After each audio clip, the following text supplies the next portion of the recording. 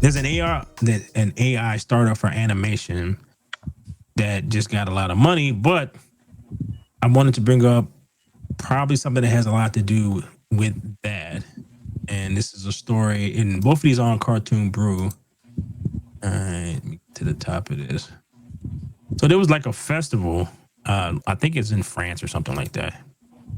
In my screen. All right. So is Annecy. I guess it's like a French thing. The widening chasm between student hopes and industry reality. And it's like the disconnect between educational marketing and employment reality has created an industry, what industry observers describe as an academic industrial complex. Universities promote animation programs using imagery of Pixar campuses, DreamWorks success stories, whilst carefully avoiding the discussion of actual employment statistics. Students accumulate debt pursuing dreams that statistical analysis suggests are increasingly unlikely to materialize. All right. Essentially, I saw someone talking about this. It was you have a 3 in 100 chance of getting a job. Those aren't And very good odds. Well, no, no. Uh, and it kind of leads, and the reason why I brought that up is because it leads into the next thing that I was looking at. But as some anecdotal type stuff, when I was doing, I'm gonna tell you guys about me doing computer animation like a long time ago. It's like when I was living in Minnesota, and it was similar to this. It was the same kind of thing. It was like they was, oh, we'll show you how to do this and show you how to do that. And but when it comes to asking, well, how many jobs have you gotten for people? They were kind of vague on that. And this was 15 years ago, 15, 16. So I can't imagine that it's gotten like any better. But it kind of reminds me of just university stuff in general. It's like we're coming into this AI thing, and they're still accepting all of these people into all of these programs that are going to be like really hit by AI. And I wonder how much are they actually telling these kids that? They want the money. That's why. Right. it reminded me of the government program they had before the or initiative. What was that? Like the learn to code thing. Mm-hmm. Yeah, and then I think it got so saturated, or I don't know exactly, why it wasn't very successful when it came to like the reality or practicality of it.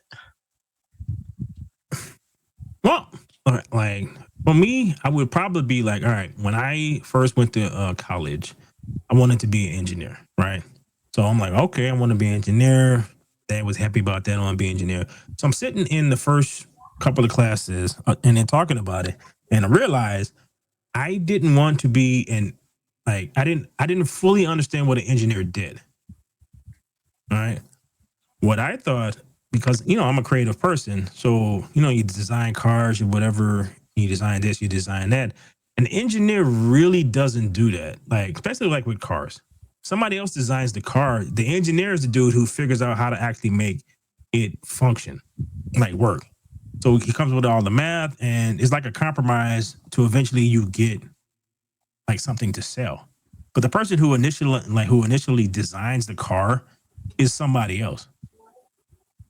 So, and that's when you see those concept drawings and they're like crazy, like, swoops and this, that, and the other.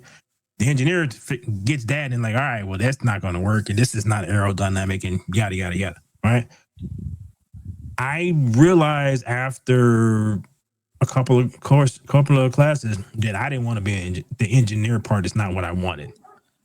So maybe it's the same thing. It's like you you want coding sounds cool because you see it in movies and you get the hacker and all that other stuff, Yeah. right? And the reality of that probably is something different, where it's like super boring and you just kind of tapping away and it's not exciting. Yeah, that's true. Because a lot of people can draw, but that don't necessarily mean you'll be a good animator or you'll be like you can actually make that as a job because you can be a cog in the wheel, I guess, but you still have to be really, really good. So this is the difference between being really, really good and it being your calling as versus you just like drawing. Is it expensive, those schools for animation? Yeah. Yeah. How Not, much it you just, talking about? Like 150 grand? More? I don't know what it is now. I think I saw someone talking about it, like could be like 35. It depends on which school you go to. Which is like the more known school about animation? Cal Arts is the one in California. Oh, Like, yeah, so you know all those Steven versus the Universe and all them weird like they got the bean mouth. It's a certain look on all these like newer cartoons. Uh-huh. That's Cal Arts style. Or so Cal Cal Arts is Art. so basically Walt Disney didn't have enough animators, if I remember the story correctly. He didn't have enough animators, so he created a school to so that he can get more. And that's what's Cal Arts. So Oh. if I would have stayed in California when I was like younger, I probably would have tried again. Like if I would have to convince my dad about this, but that's the school I probably would have wound up trying to go to because it was tied with Disney and all that stuff. So, and like the next thing that tied into that first thing is this. All right, you see it? Yeah. All right, so AI animation startup Animage raises 85 million in new funding round. So this is probably part of the other reason why there's so few jobs in animation. So yeah, scary in the world animation industry, but many fail to recognize that is a broad umbrella term for multiple tools, pipelines, production approaches, yada yada yada. Among the most innovative entrants into animation is Animage, a company out of Paris and London, that announced today it's closed a new funding round of 85 million, and its latest investment. Da da da da. So I guess these guys. All right. The new funding will support the company's growth and goal of transforming children's IP into global multi-format franchises throughout a hybrid model combining AI-powered production with platform-native content development. So I guess it's this.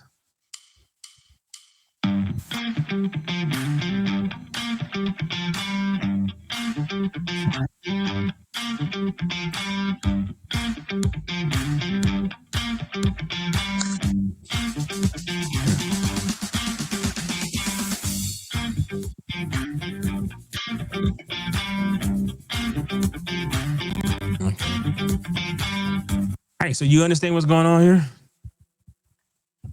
That's pretty cool. He was doing like some gangster moves.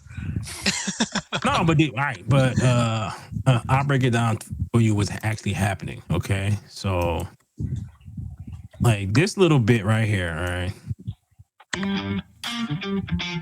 All right. So when you say my interpolation, that means that you are creating poses as the animator. You're creating poses to put the character in, right?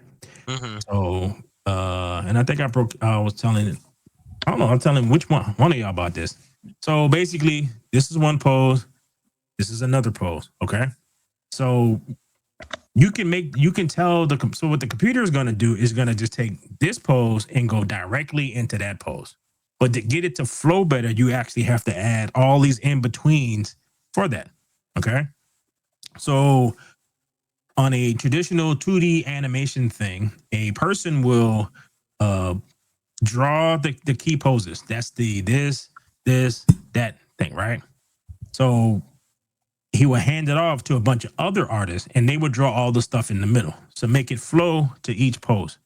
So basically they're like copying what he did, but in different poses. All right. It's so like really time consuming. I know like when they did like old movies like that, gosh, it took a while just to like animate, one scene or movement. Right. So it's what it looks like, because you would normally do this yourself. So you can do it yourself, and like animators would get like sections of the film. So you would get like a few scenes because it would take so long to actually animate it correctly so that it flows correctly. But it looks like what this company is going to do is you just do the thing like the like the key poses. All right. So let me go back to it. If I can find it. All right. So you just do the key poses. All right. And I think when it's rendering it. All right. All right. So what? See, this is right here. What it's doing, it's adding all the poses in between of you just doing all the block spots. That's why this looks really clunky. All right. So this looks clunky because you haven't added all the in betweens. All right. So it's kind of clunky. The reason why it's clunky is because you haven't added all the in betweens yet. So it looks like what this company is going to do is the AI is going to do that for you and get it to flow better. So that actually will allow you to animate things quicker. So that means it becomes cheaper because you're not taking that much time. So once you finish that part, and then it just renders it out, and that's just the computer figuring out how to move all the dots from one thing, like all the little pixels and stuff in your scene, and rendering the lighting and all. That's what takes a long ass time, and it's part of the reason why the special effects in Marvel movies look like crap, because it takes it takes a ridiculous amount of time to render these scenes. So if you want it to look photorealistic, you're talking about animating the characters, animating all the background stuff from the trees, the birds, the dust, the wind, all the particles in the background. Then you got to do the lighting. So all the lighting it is all the shadows, because it's not just shadows. It's not just light shining down. It is shadows. It is the color of your shirt reflecting off the ground under you. You may not notice it, but it's something that's there. So like if you have a red shirt on and you're sitting on a bench, you may, like if you look really close, there'd be like a faint little bit of red there. So the computer has to figure all that shit out, and then it has to move everything in real time. So that takes forever. So typically you need a long time to do that. But if you keep changing the scenes, that means they have to go back and keep re-rendering that. You got to change stuff. It means, and if you change, say you want the Hulk to jump a little higher than in this scene than the next one, and you decide that all right, you really want him to do that, then somebody has to animate the Hulk jumping. You have to redo all the lighting and all that stuff. So what the AI looks like is probably going to be able to do is do that shit for you.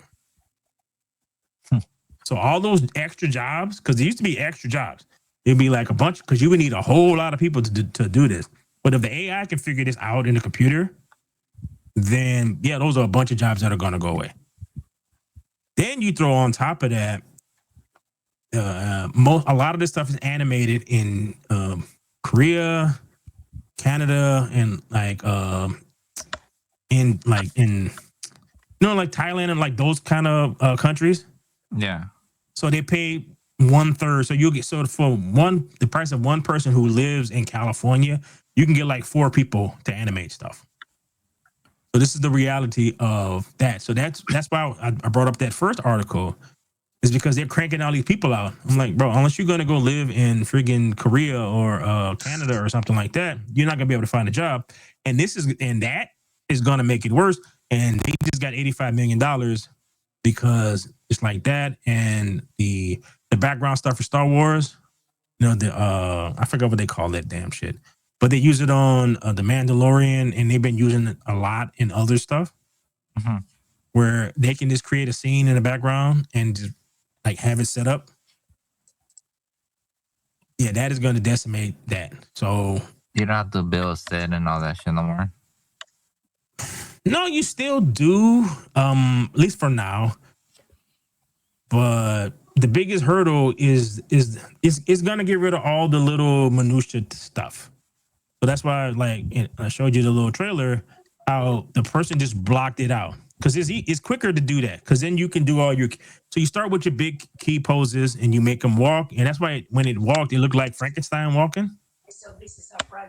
because Yeah. you haven't added all the stuff to make it look like realistically how you flow, how your clothing flows, all that stuff. So that takes a while. It takes a while to do.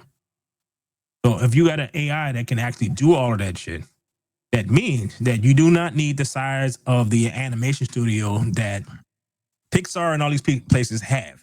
So you don't really need that. So all you need is a storybook, like a few artists, a few animators to do all the key things, and then the computer would do everything else. So that means that if I I got a bunch of stories that I want to work on, that means that at some point I will be able to do that with very few people. So it just is kind of crazy where we're headed to, and it is cranking these people out of these schools, and they get out like where are the jobs? Like, because they're going away. It sucks, but that's what's happening. So when you look at the people who create all this technology, they're not actually thinking about the ramifications of that for everybody else. They're just kind of feel, oh, this is cool, and we get the AI to do this, and I'm like, okay, well, AI just kind of, it doesn't really create anything. It just cobbles a bunch of stuff together. I don't know, maybe some point in next 20 years, it will actually be able to create stuff, but now it doesn't. But it's like where it is, most of your normal people won't care about that. They just want to be entertained.